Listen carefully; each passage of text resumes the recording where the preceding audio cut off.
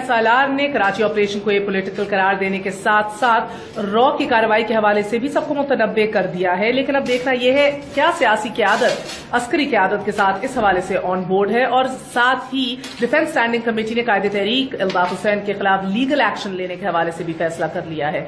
मिलते हैं 10 o'clock PM only on.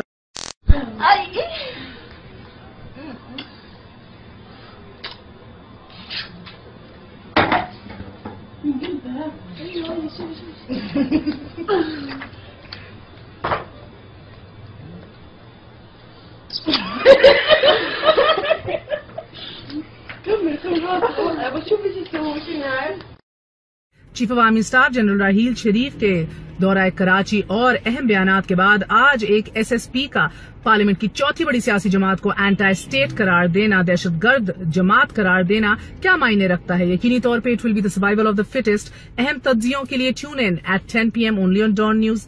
C you then.